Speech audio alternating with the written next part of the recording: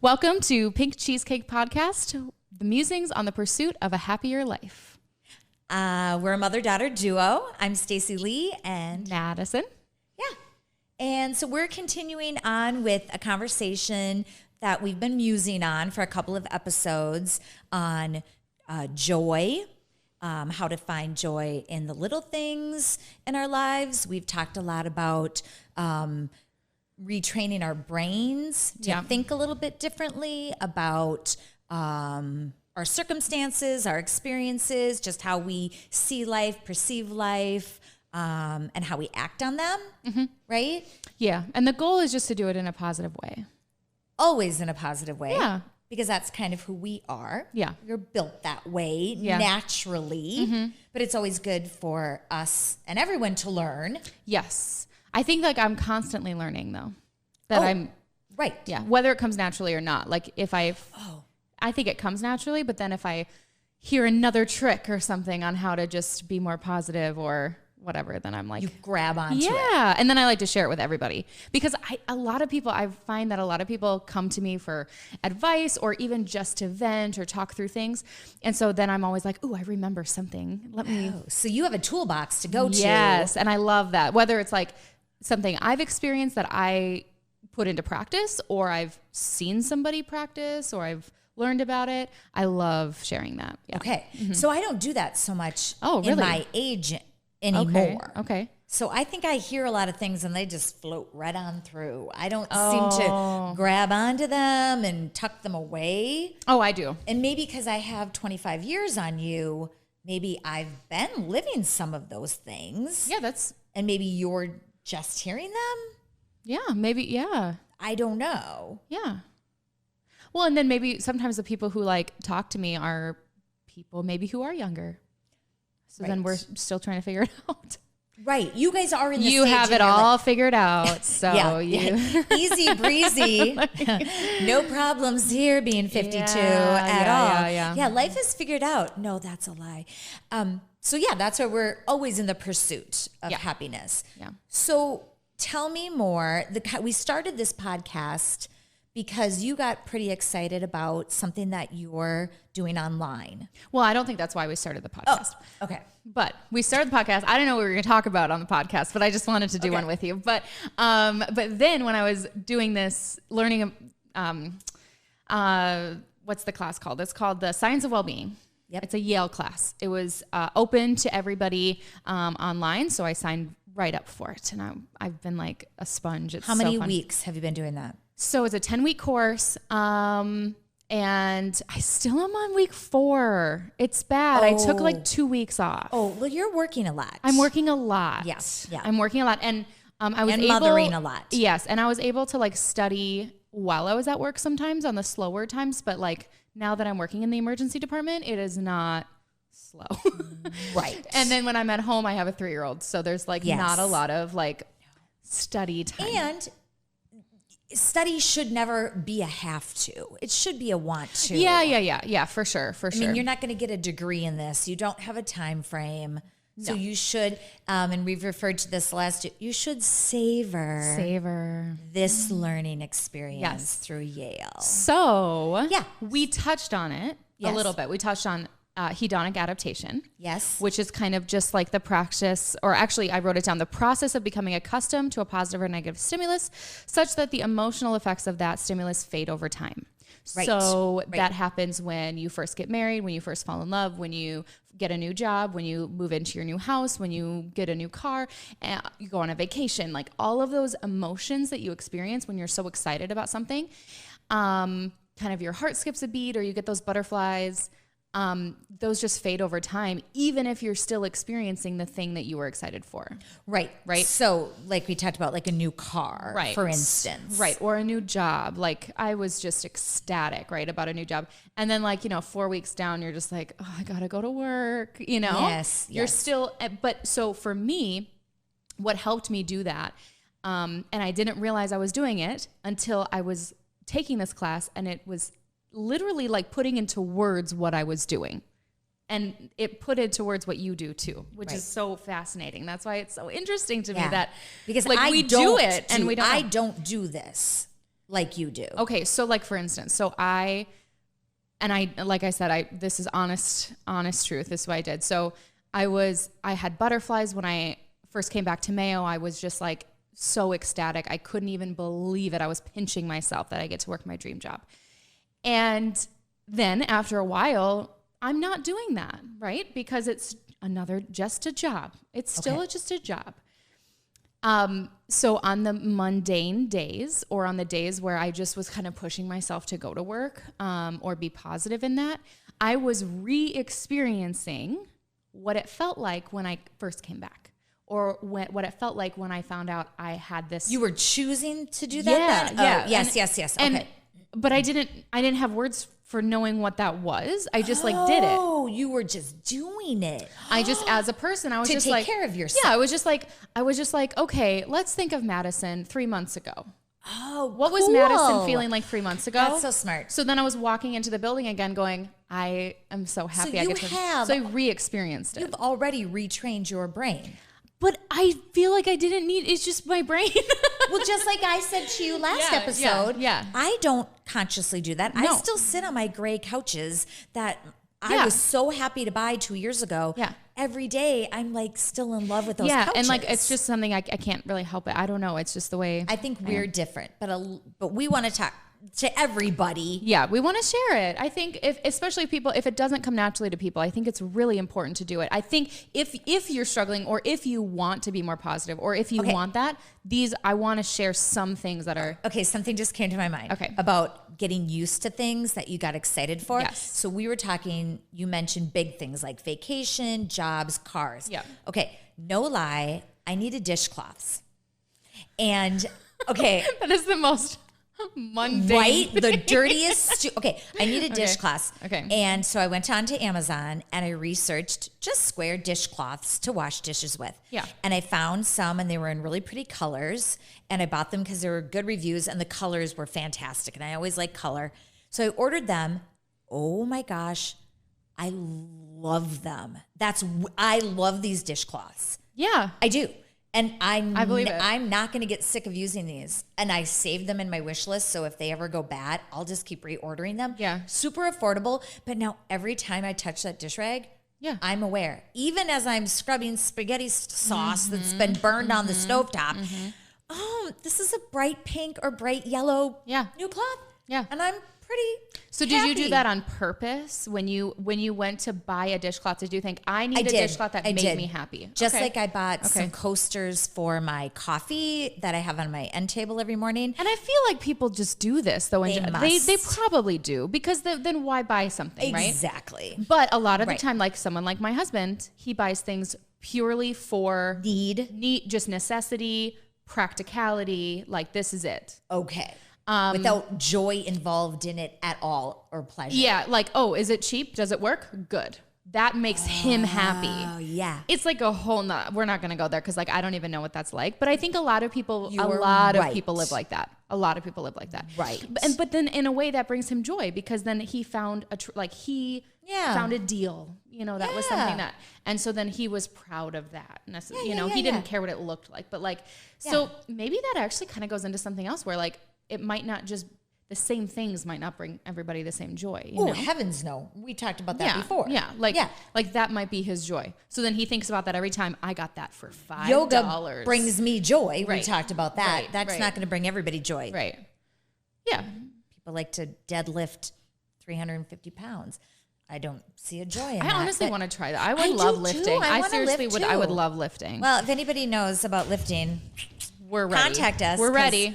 Are we ready? No. I think we're just talking. I don't think we're really ready. We can pretend we can be ready, though. We can pretend to be ready. Okay, go ahead. So I wrote down a lot of notes, and it might seem like I'm reading a book, kind of, but this is all my own words. So I just wanted to share. Interrupt? Yeah, for sure. I have a thought?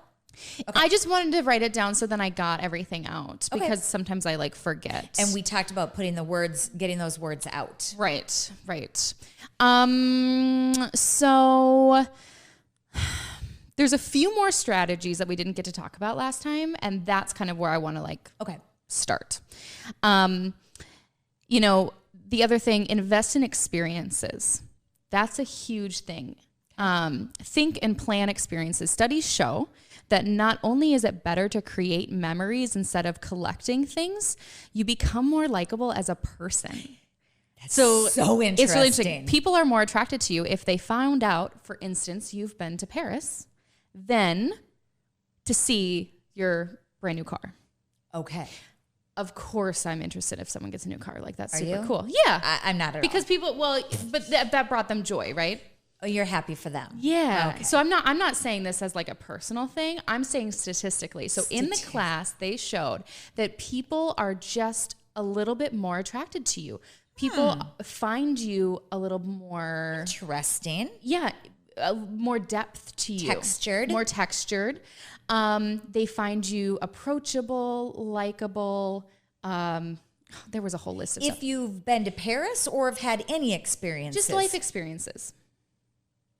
Well, sure. Because if you say, hey, I backpacked through Europe, you're going to have a lot more questions than say, oh, that's a cool new coat. You know?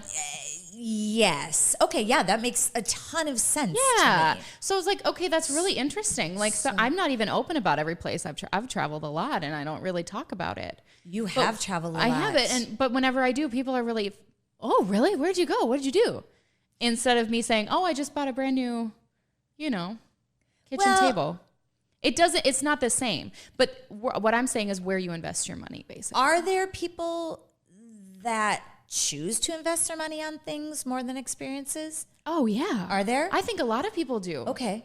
Yeah. Okay. That they take I would be. pride. If it wasn't for Michael, I probably wouldn't have traveled so much. We've traveled so much in the past 4 years. Oh. I would have hoped I would, but I would have thought, oh, I need these things. I need more clothes. You need better couch. Yeah, I need a new couch. I need a new car. I need these things. I am so grateful that Michael said, we don't need a new couch. We can still use the same couch we've had. Let's take a trip instead. Let's put some more money here instead of here. And I mean, not only did it create more memories, but it just, so anyway, if you want to be more likable, experiences, skiing, maybe. I mean, that's an experience, going skiing.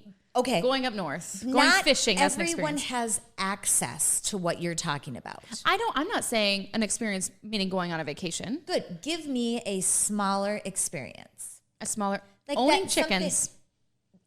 Oh, that was perfect. Raising horses. Because I had chickens. Maybe a small business. Maybe you make things on your site. That's an experience. Like you're like creating something. Like you're writing. You're a writer. So creating something can be an experience. Maybe, yeah. Make you a more interesting, textured person. Yeah, I think so. So maybe in your own life, like figure out where that is. Like where in your life can you maybe dig a little bit deeper into, like maybe it's your job. Maybe in your job, maybe you can, I don't know, push yourself to get the promotion or push yourself to create some sort of like team. There are so many teams where you could be like, I'm going to create a team where we just really focus on the happiness of people around me. Or we can, there's like birthday party teams.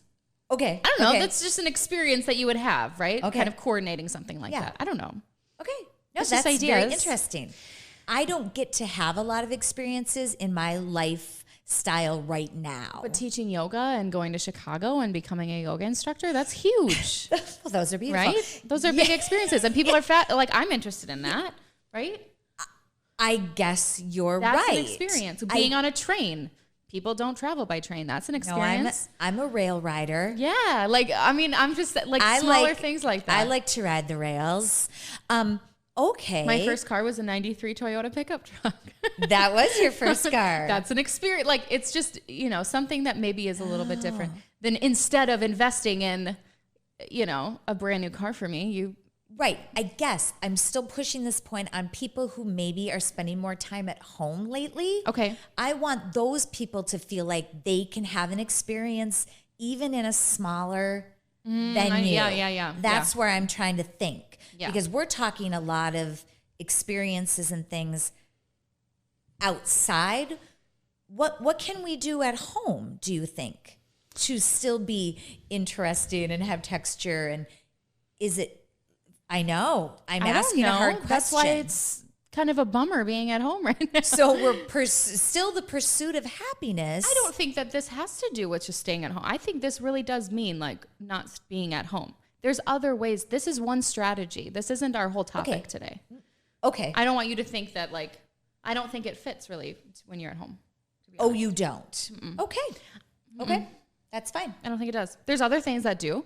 Okay. When you're at home, like re-experiencing or mindfulness, savoring, gratitude. Those are things that you can practice at home. Does that make sense? Totally. This investing in experiences isn't really like a at-home thing. Okay. But if anybody has any ideas of that, let me know because I just can't think of anything off the top of my head. But I'm sure there are. I'm sure there's tons. I'm sure there are. Like you said, having chickens or having a garden. Yeah. Or even like starting a Zoom Bible study. Like that's an experience. This week. Yeah. Like there's so many things. Got it. I just want to get to some other things if that's okay. Yes, it's okay. So on that point, I wrote nothing wrong with the new, things. But memories and experiences just outweigh the joy and excitement.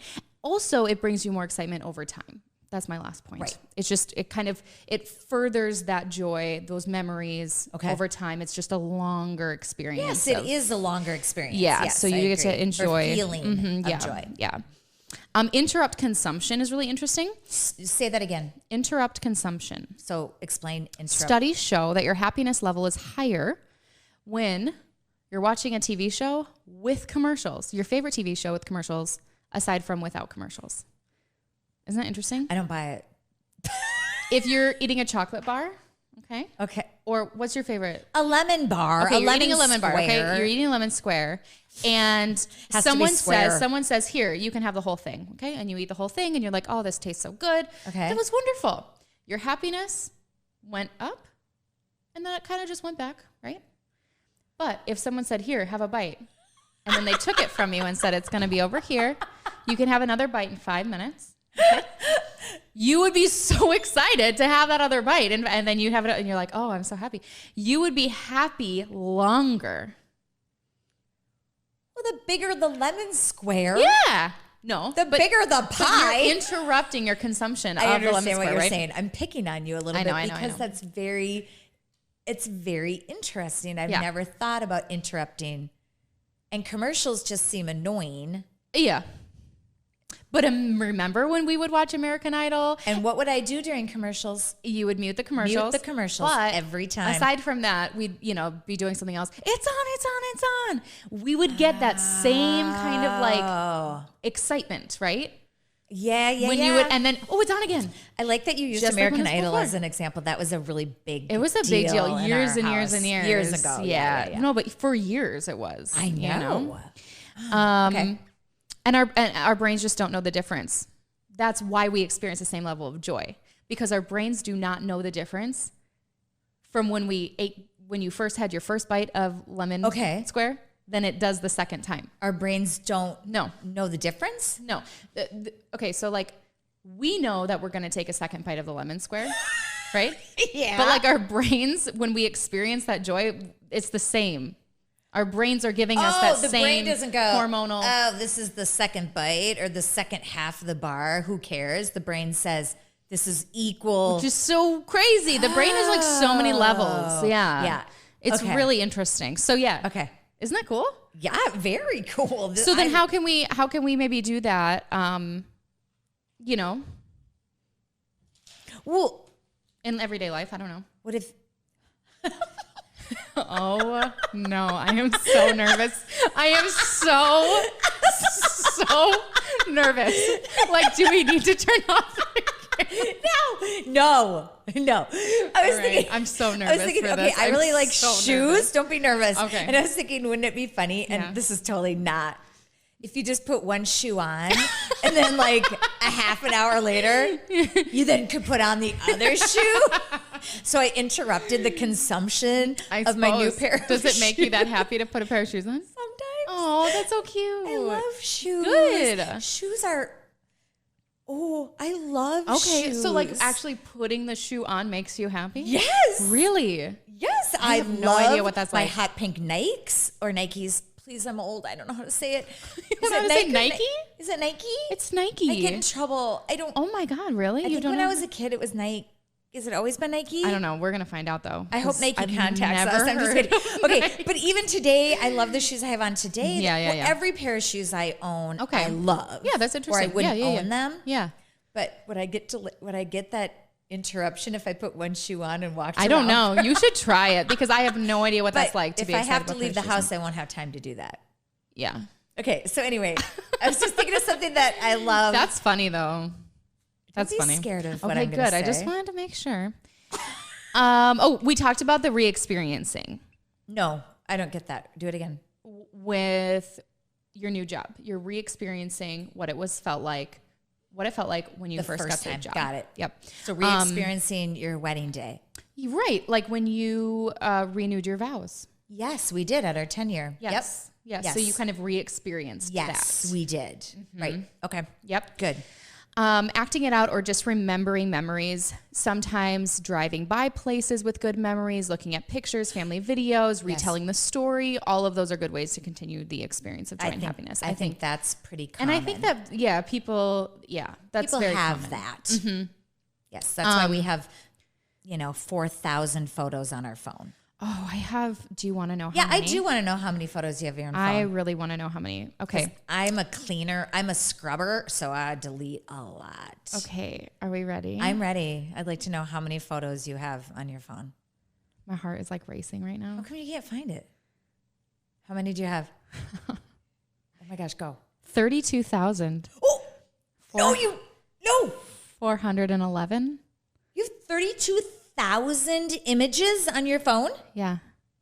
How does your phone hold that many images? Okay, seriously, anyone else that has anything, comment, seriously, because I cannot be the only person who has 32,000. You're a hoarder. I think you have a problem. I do not have a problem. I just don't have time to go back and delete. I can delete. A lot of them are just like doubles. Then why wouldn't you delete? Oh, who has time for that? I have a 3-year-old. It's just a trash can push. Okay, but imagine having so many of them to delete. How do you find joy in 32,400? I don't find joy in every one of them. It's not about that. It's just a convenience. If you're trying to get the right click, you click, get the right photo, share it, post it, frame it, whatever. I almost feel like we have to have an intervention. That just seems it's fine. It's not like I'm addicted to them. I can delete them anytime. It's just a matter of, it takes a while to delete all of them. It does? Yeah. Okay, so I delete on the go. So if I take a series you have of just pictures, more time than I do. You just have more time than I do. I'm a woman of leisure. Yeah, I just don't have time. If I had time, then I would delete all of them. Okay. It kind of stresses me out. If I'm trying to find a photo, having should. that many, then I have to scroll and scroll and scroll. So it's not really a joy thing. 32,000. But there's no need for an intervention. When I said 4,000, I think I have 1,200, and that's too many on my phone. Okay, so that went way off. Okay, go on. 32,000. Wow. Okay, so this is the big one. Okay. Avoid social comparisons. Avoid social comparisons. You and I have talked about that. This is the thing that I think I struggle with the most.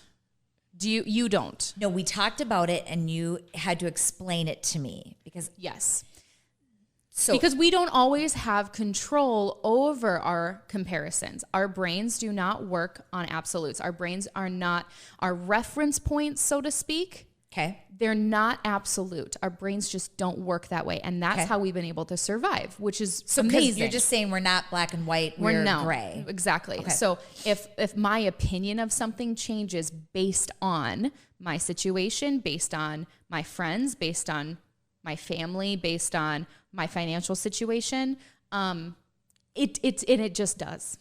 Okay. Our opinions on things, what we want, they change. So tell me about comparisons. So avoiding social comparisons is very hard. Our minds don't think in terms of absolutes. Okay. Our minds judge relative to reference points, just like I said. The reference point is a standard in which we measure things. It changes all the time. The comparisons come into our life whether we like it or not. True. So, for instance, on a very, very small scale. You're just very conscious of yours. I have it, but I'm not as conscious. Because I struggle with it so much that it really can bring me down sometimes. So I just want to not let that. So I'm constantly pushing it out. But on a very, very small, funny scale, and I think I told you about this, the potato chips. Okay, so you're eating potato chips, right? And is this a study that you saw? Yes, this was in the Yale study. It was a study. They surveyed people. you're at a table and they serve you potato chips. Your opinion of potato chips, whatever. Most people like potato chips, some form. Sure. So you're like, oh, these are good potato chips. Okay, I rate them a 5 out of 5, right?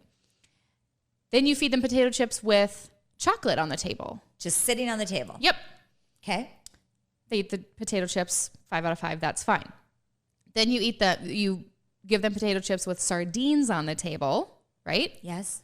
Very different. They still like the potato chips, but they like them even more so than the people who ate them. Because they're comparing exactly. them just subconsciously they're comparing to them the sardines. Mm-hmm. So they're interesting. Yeah, it just lessened. Their satisfaction was way lower. On with what? the chocolate on the with the chocolate on the table, because the chocolate was better than the potato chips. Right. They were all like, "Oh, I want the chocolate." So now tell me how that works in your life when you said to me the way you look at houses. Because you have a big architectural background. You're very much into design. So tell me what it's like when you have to try to avoid something. Well, yeah, I think everybody has their thing. Like I think everybody has something that they compare themselves, their house, their car, their clothes, their job, their lifestyle, everything. We're constantly doing that, and I think it's way harder than it ever has been. With Instagram and TV and magazines and Facebook, Snapchat, like just even, and the problem is too, it's not even, oh God, now where do I go? There's so many places to go with this. Like, it's not just, okay, so decades ago we're watching TV and we're like, oh, that person, they live like that. Maybe you can experience, did you experience that ever when you were growing up? Did you watch TV and you're like, oh, I didn't even know people live like that? No? Sure. I mean, you're not that old, but I'm just saying, No. Did you ever experience that? Were you ever like shocked at something you saw on TV? Well, I think I was probably more drawn to celebrities than maybe where they lived, okay. what they looked like. Okay. So were you like, oh, you can look like that? Oh, they did their hair. Yeah. Their clothes. Okay. This is going to really out me and I'm going to be embarrassed. But like Suzanne Summers. Yeah. In Three's Company. Okay. Okay. And so I'm a little girl with short, brown, curly hair. Yep. I hated my hair. But why? Just because you like literally hated it? You didn't compare it to anybody? Well, because the ideal was long, straight, blonde hair. That's right. So I would see Suzanne Summers with long, straight, blonde hair. Yeah, that's where I'm getting at. Or Charlie's Angels. Wow. Yeah. And see Farrah Fawcett or anybody that had long, straight, blonde hair. Yep. To the, so I did, yes. And it did make me feel even worse about my hair. Right. Hated my hair. Right. But if you were Laura Ingalls, just like I want to be, and you were on the farm, you had no one to compare yourself to except for Nellie. Nellie had some sweet hair, though. Yeah, but she was nasty. Those are rolled up blonde hair. You always knew you were better than Nellie because she was so mean. You did know you were better. So that's kind of my point, right? If you had not seen her, you would have been like, oh, my you would just compared yourself to your neighbor or your friend at school. Okay. So I think that's why it's very difficult. We have to just continue, stop comparing. So you then have to train your brain to don't compare? Well, not necessarily, because we will. We just will compare. Automatically. Yes. Maybe train your brain how to compare to something a little bit more realistic.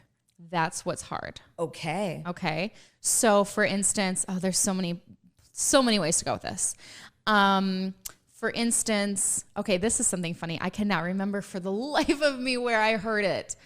Oh my gosh, where did I hear this? But it's been in the back of my mind.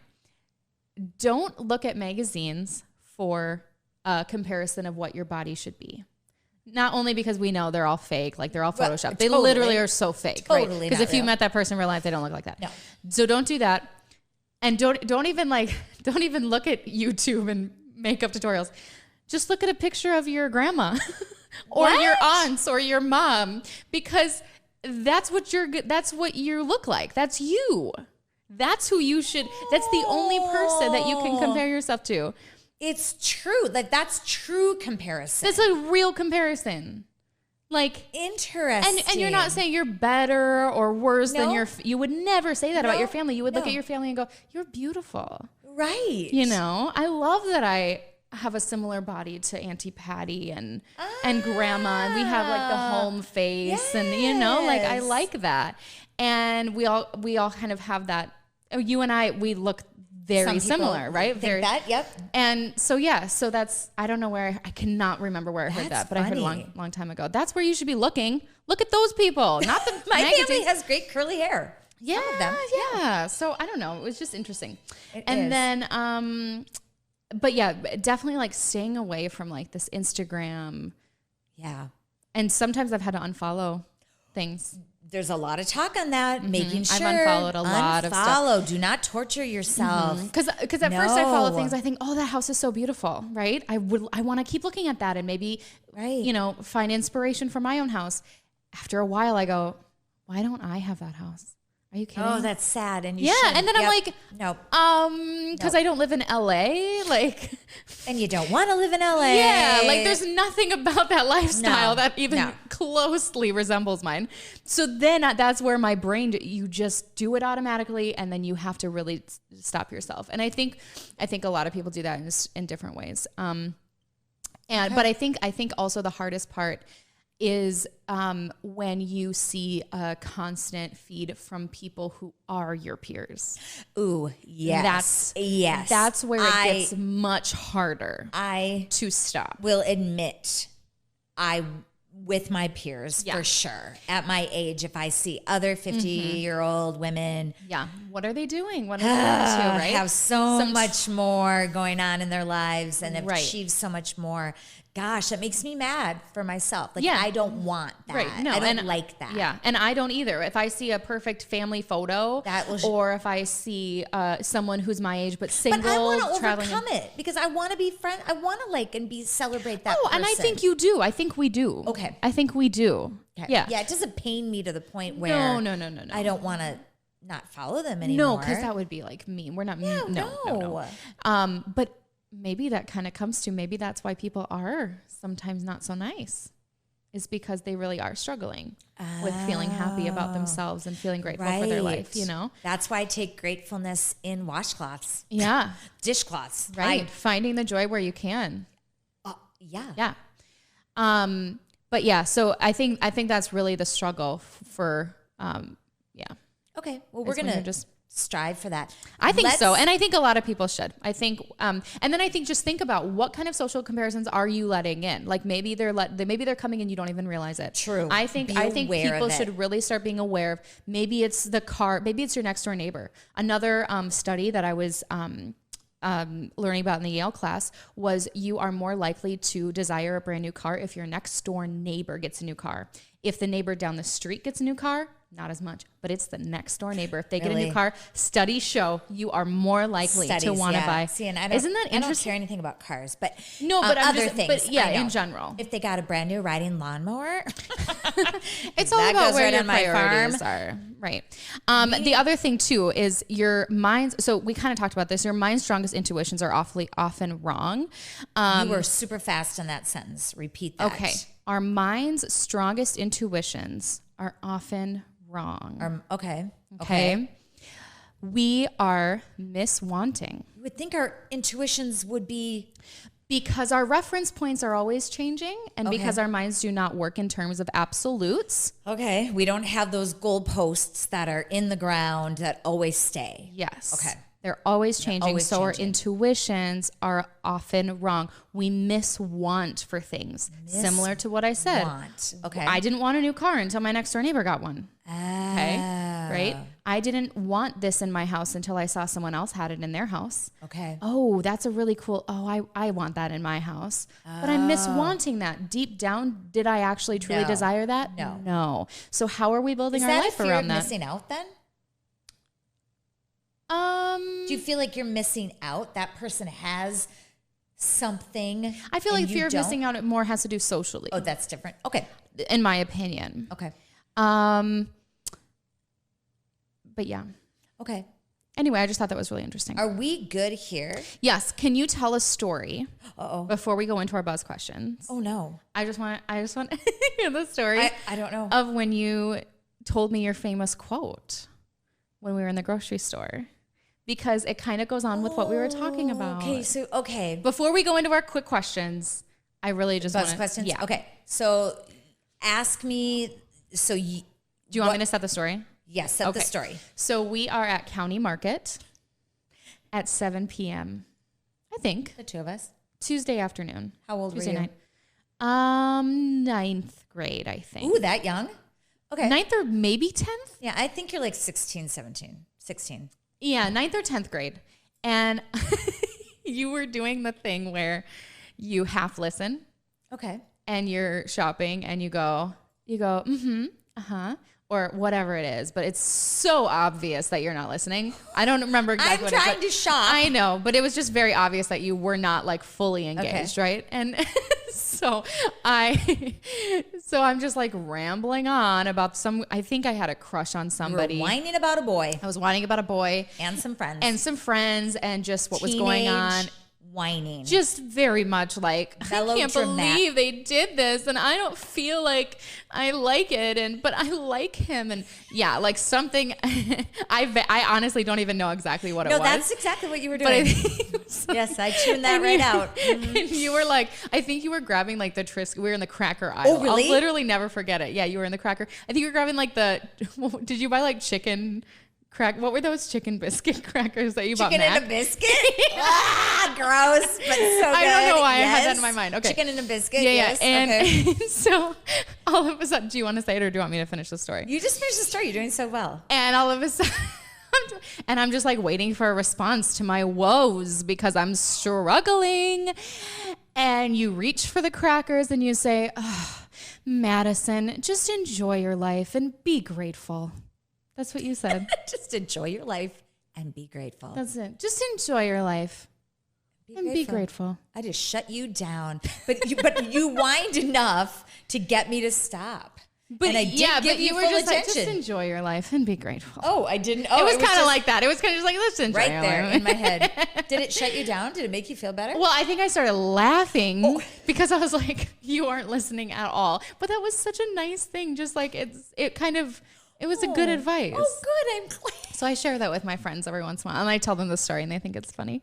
I didn't meow kitten you. You did not meow kitten me at all. We'll and I want to tell it. Well, yeah, we'll tell that story the next time. Yeah. Because that story is so that one's a good one too.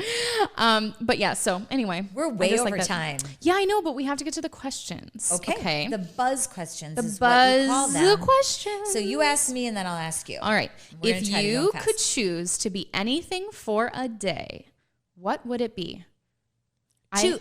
Okay. Oh, you already have answers? I have two things. Dang, I don't even have an answer. Okay. Okay, two things.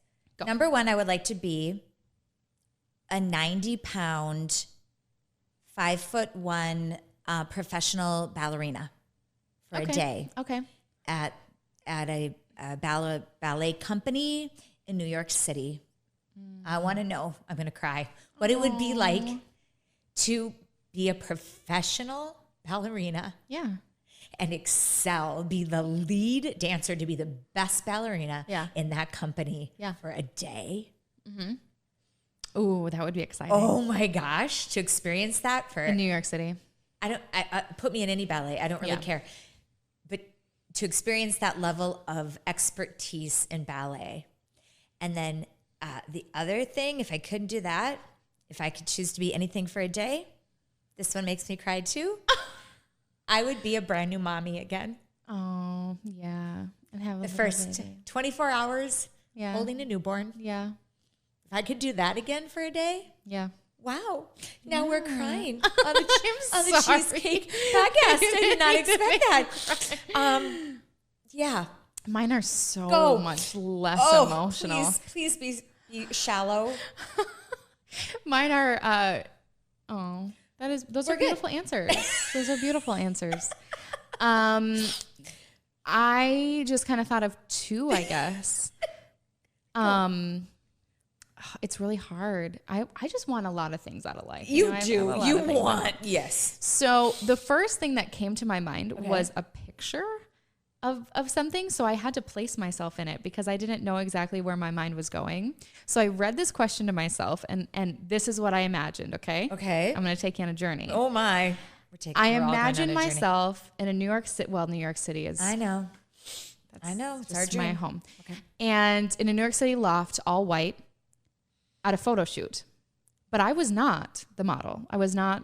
but I think that I was kind of the director of it. Oh, you were setting up the I was scene? I was like an editor or like a Producer. or a director or something of like a photo shoot for kind of like a magazine or models or something. Isn't that really fascinating? You know what it is? It's control. It's you being the director and the boss. You like to set things up. Well, I love design. Yes. I love architecture. I love getting the picture just right. I love putting my thoughts out. You should have seen how long it took us to set up these 2 chairs and these 2 mics before we started today. Putting my vision, making my vision a reality. Right. So I think that I would love to be like a famous like director, producer, photographer. Bringing someone else's vision to life or bringing my own vision to life, but like working in New York City alongside like all the kind of big magazines or movie stars. Yeah, isn't that's really cool? And I would love to go get my coffee down by Grand Central Station and go to Little Italy and live it up in New York City. Okay, next question. Oh, yeah, that's not the only thing I'd want to do for today, but that's we'll leave that there. Okay. How many pairs of shoes do you own? Probably 47 pairs of shoes. Wow. Maybe more when you consider the amount of rain boots and winter boots. Who needs more than one pair of rain boots and winter boots? Well, if you know that rain boots are made in a variety of colors, they're not just yellow. Okay. Puddle jumpers, I have them in pink and baby blue and red and yellow. Wow. That I can think of right now. Okay. All right. And I knew you'd have a lot. I don't. And then all the other kinds and all the wedges and the heels and the boots. Wow. Yeah, I love shoes. And I'm practical. I do not overspend on my shoes either. Right. Yeah, you definitely are. Very frugal, but I like quality, but I'm very price conscious. Yeah. So how many pairs of shoes do you own? I think I'm up to 7. I think. Are you satisfied with that? I'm so satisfied. Well, then that's all that matters. Yeah. Okay. I mean, I would be satisfied with 5. I bet you would. Yeah. Good. I am great with every time I have to buy shoes. You have more experiences. Every time I have to buy shoes, I get annoyed. Like, you do get annoyed. Because I kind of want a lot of them, but I don't want to spend money. I just don't want to buy them. Because you want experiences, not kind of things. Yeah, I'd rather spend my money on something else, like a dinner out with you or I don't want to have day dinner trip. with you. So, I'd rather buy shoes. Just kidding. That's not true. I'd rather. Well, maybe I'll just spend all of our dinner money on shoes then. Okay, that's funny. Okay. Next, what is your? Oh, this is a sweet one. What's your favorite holiday? My favorite holiday? I'm actually interested because I thought maybe I knew, but maybe I don't know. Greyhound Day. Oh yeah, right. Greyhound? What is Greyhound Day? Groundhog Day. See, we've gone so Greyhound fast over Day. I just made up Greyhound Day. Okay, now I want to make a holiday.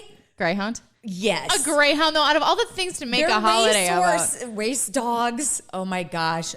I'm joking. There went our lights. What happened? Funny. No idea. It doesn't matter. Okay. Christmas is my favorite holiday. Okay. I don't think I need to explain it. Same. Family. Same. Yeah. Okay. Yep, that's my favorite. Okay, good.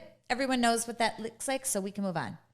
Next we don't question. Need to paint our Christmas. That's all the questions that I have. Oh, okay. Yeah. Good. Well, the lights went out. That means maybe we have to get out of here now. Bar close. Podcast close. You didn't even time that. What's the thing, though, that we really want people to take away from this episode? Episode 3. Right. What's the thing? My thing. Can I share my thing? Yes, please. Maybe we can have different things. The main thing is I want people to really look deep inside.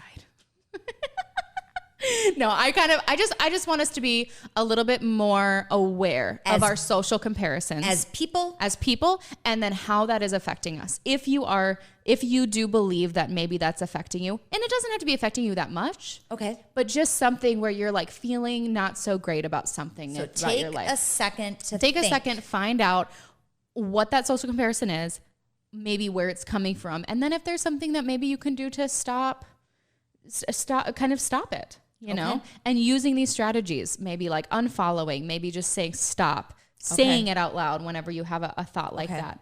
I'm still doing it. I literally do it every day. Okay. Like it's hard for me. And so, yeah, so I think just kind of. And I would say that what I'd like everyone to try to do is where Madison was talking about the study about experiences over things. Maybe because a lot of us are at home a lot more than we have been in the past, to see how that translates. Yeah, and share it with us, because I don't know. Yeah, I do need to know how to build a little texture or little experiences in your own home.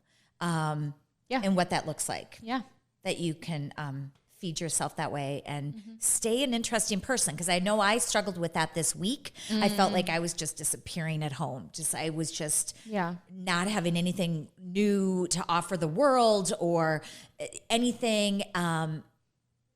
But now talking about this today, it challenged me to find out how to have more experiences at home. Yeah. So, yeah. And maybe those experiences don't have to include people. They can just be for you. Just for me. Exactly. And yeah, maybe you can share them, but yeah, definitely. Great. Well, that's awesome. Yeah, thank you. See you next time. Thank you.